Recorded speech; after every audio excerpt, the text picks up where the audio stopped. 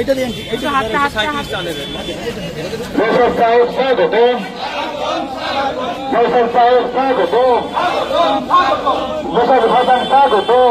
প্রাথমিক বিদ্যালয় ওর mid day মিলের যে ভবনটা নির্মাণ হয়েছে ওটা আপনাদের মাইনেটা যে টাকায় দেওয়ার কথা বাড়ানোর কথা সেই টাকাটা কেটে দিয়েছে। প্রায় 10 লক্ষ টাকা মিড ডে মিলের ভবনটা নির্মাণ করতে খরচ হয়েছে। সেই 10 লক্ষ টাকাটা মাদ্রাসা এডুকেশন অ্যান্ড মাইনরিটি অ্যাফেয়ার্স ডিপার্টমেন্টের টাকা থেকে দিয়েছে। কেন দেবো ওটা?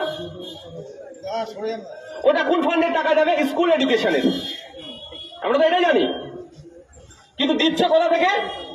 আপনাদের মাইনে না বাড়িয়ে দিচ্ছে ওখানে। শুধু একটা নয়, অনেক আছে, এই ধরনের অনেক উদাহরণ আছে।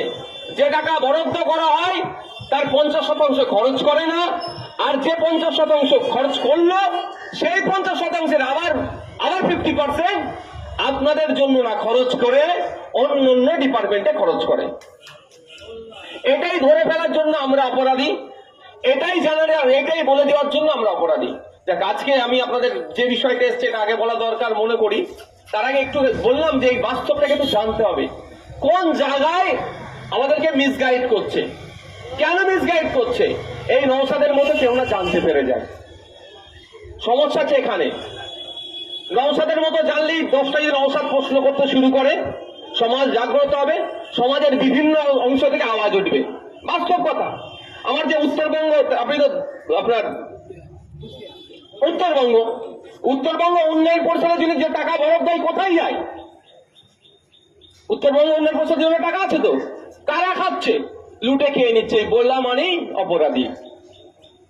মোদির বিরুদ্ধে বললে দেশদ্রোহী, আর মমতার বিরুদ্ধে বললে তুমি দালাল। ভালো দুটো শব্দ এরা খুঁজে রেখে দিয়েছে। মোদির ভুল খুলে বললে দেশদ্রোহী হয়ে যাবেন আপনি, আপনি হিন্দু মুসলমান কেউ দেখবেন আপনাকে, আপনি দেশদ্রোহী। আর মমতার বিরুদ্ধে বললে আপনি দালাল। কারো একটা দালাল আপনাকে লাগিয়ে দেবে তাই তো। ব্যাপারটা আমাদেরকে জানতে হবে আমাদের সমস্যাটা কোথায়, কেন মাদ্রাসা শিক্ষার প্রতি এত অনীহা। মাদ্রাসা শিক্ষা ব্যবস্থা আজকের নয়, মাদ্রাসা বোর্ড আজকের নয়, তারপরেও মাদ্রাসা শিক্ষা ব্যবস্থাকে ধ্বংস ইচ্ছাকৃত ভাবে করছে, যাতে এখানে বেশিরভাগ সংখ্যালঘু, দলিত, আদিবাসী, পিছিয়ে বর্গের ছেলে মেয়েরা পড়াশোনা করে। এদেরকে ধ্বংস করো। এরা না মঞ্চে আসতে পারে, এরা না প্রশ্ন করতে পারে। এরা যদি প্রশ্ন করতে থাকে তো এদেরকে নিয়ে শুধু ভোট ব্যাংক করে রেখে, শুধু ভুল বুঝিয়ে রেখে, যেভাবে আমরা ভোটগুলো লুটছি আর লুটতে পারবো না। ভোট ব্যাংক করে রেখেছি আর ভোট ব্যাংক থাকবে না। আপনাদের যে ডিমান্ড গুলো আছে কি অবৈধ ডিমান্ড তো একটাও নয়।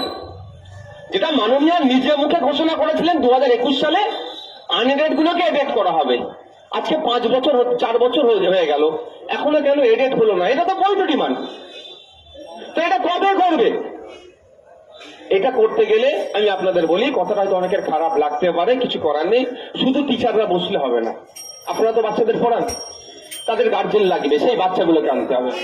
আমার কথাটা কেউ কেমন ভাবে খারাপ বলতে পারে যে বাচ্চাগুলোকে তুমি প্রতিবাদের জন্য ডাকছো। হ্যাঁ, আমি বলছি ওদের ভবিষ্যৎ খারাপ হচ্ছে, ওদেরকেও আসতে হবে প্রতিবাদ মঞ্চে।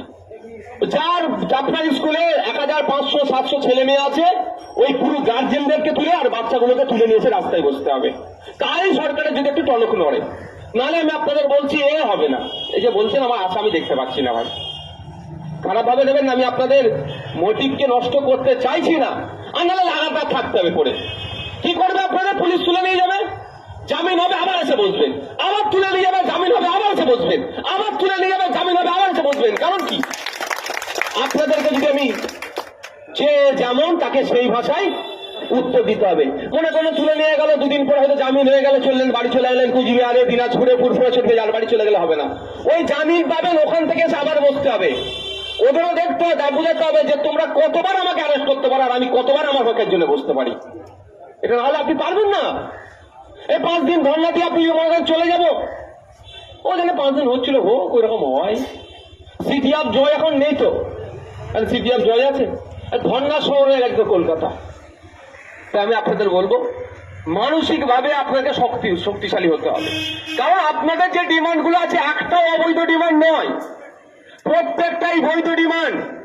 যে আপনি আমাদের স্কুলের যে বাচ্চারা পড়াশোনা করছে, সেই বাচ্চাগুলো মিড ডে মিল কেন পাবে না? আপনি এমনি মোদিতে অপুষ্টিত ভোগা শিশুর সংখ্যা পশ্চিমবাংলায় সারা ভারতবর্ষ যদি দেখেন আফ্রিকার 2টো কান্ট্রির পরে আমরা থার্ডে আছি অপুষ্টিত ভোগা শিশুর সংখ্যা। সেখানে যদি একটু মিড ডে মিলের আমরা ব্যবস্থা করতে পারি চিৎকার চেঁচামেচি করে, সরকারের সমালোচনা করে, আপনার রাস্তায় বসে এই কষ্ট করে যদি একটু বাচ্চাদের মিড ডে মিলের ব্যবস্থা করতে পারেন, সত্যি নিজেদেরকে সার্থক মনে করবো আমরা। আমি এই ঘন্টাখানেক সময় দিয়ে চিৎকার করে আপনার এই 5-7 দিন টাইম দিয়ে যদি অন্তত সর্বপ্রথম বাচ্চাদের মিড ডে মিল এইটা ব্যবস্থা করতে পারেন, অন্তত সৃষ্টিকর্তার কাছে কেউ, ভগবানের কাছে কেউ, আল্লাহর কাছে অন্তত বলতে পারবেন যে বাচ্চাগুলোর মুখে আমরা অন্তত এক বেলা আহার তুলে দিতে পেরেছি। অপুষ্টিত ভোগার সংখ্যা আমাদের পশ্চিমবাংলায় ব্যাপক হারে বেড়ে যাচ্ছে, আর সারা ভারতবর্ষ, আমার মহান ভারতবর্ষ, মোদিজির ভারতবর্ষের, পৃথিবীর আফ্রিকার 2টো কান্ট্রির পরে আমরা আছি, মানে আমাদের ভয়ঙ্কর অবস্থা।